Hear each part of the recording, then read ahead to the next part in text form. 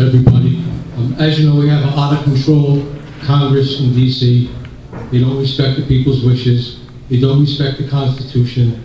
They blatantly violate it constantly. And as you know, there's a bill before our House and Senate to affirm the 10th Amendment. My question to all of you is, if they ram this health care bill through that nobody wants, it's going to probably be bankrupt, and even our own governor sent a letter to every one of our representatives begging them not to vote for this bill because the unfunded mandate would bankrupt the state. What would you do to stop that? Because the United States Supreme Court has said that the federal government has no right to even be involved in health care. It's a state issue. What are you going to do about that? Do you believe in nullification? Are you going to pull the null and void in the state if they ram it through?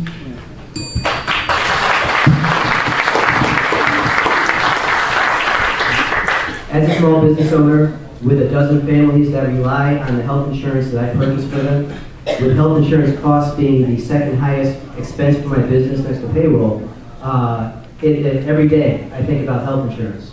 And in the last 6 years, my costs for health insurance have doubled. And very seldom is the year, in fact, never in the last 6 years, have I not faced anything less than at least a double-digit increase. It's out of control. And I understand at the federal level the drive to try and do something about it, because I'll tell you, from my position as a business owner and a purchaser of this health insurance, I cannot afford it anymore.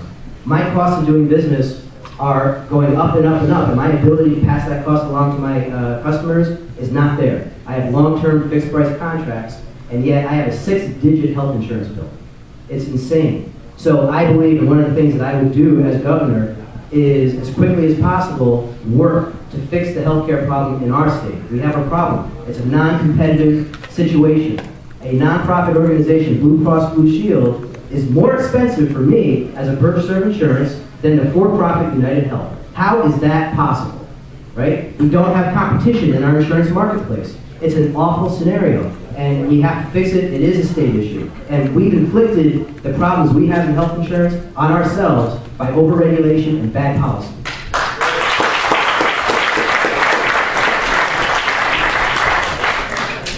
Health insurance in Rhode Island is out of control. I met with the head of Blue Cross just the other day. I said, enough is enough. You raised your rates 80% over the last 10 years. 80%. Small businesses are choking on it. I met with a fellow who owns two businesses, a restaurant and a landscaping company, one of the small business forums last week. You know what he did? So he wouldn't lose the chef and he wouldn't lose the guy that runs his landscaping company. He cut off he and his wife's health insurance because he couldn't afford that and the insurance for his other key employees.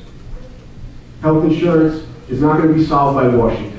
It's going to be solved right in our own backyard. It's going to be solved by taking the Blue Crosses of the world, the United Healths of the world, and saying to them, you cannot pass all your extra costs onto the backs of small business, because that's what they've been doing. They admit it. That's the only place where they go to add to their premiums, the backs of into the pockets of small business owners. What I'm going to do is I'm going to tell the Blue Crosses of the world and the United Healths of the world, I'm going to say to them, enough is enough. And we're going to reform the laws in our state so that, sir, respectfully, I'm answering your question. Respectfully. I'm going to say enough is enough, and this is a state issue that we can solve, keeping in mind the guy that's sitting at his desk, his kitchen table tonight, balancing the books for his small business. Blue Cross, instead of building $100 million buildings in downtown Providence and paying out bonuses to the executives, need to look at what's going on in the small business community. Thank you.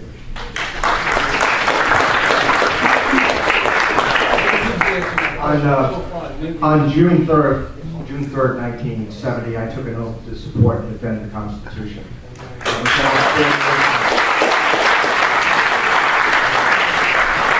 And that 10th Amendment basically says rights not reserved for the federal government are reserved for the states and the people.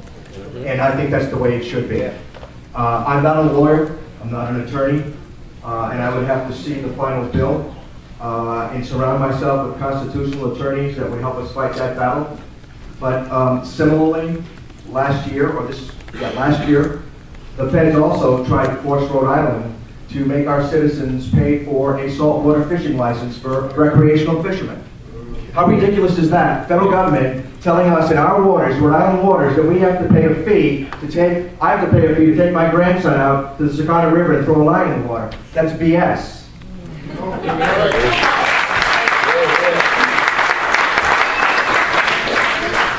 I am a supporter of the 10th Amendment, but specifically on the healthcare bill, again, I'm not a lawyer, but the bill is bogus anyway. It has so much pork in it, they are call it pork bill. Chris or Gina, got a question up front here.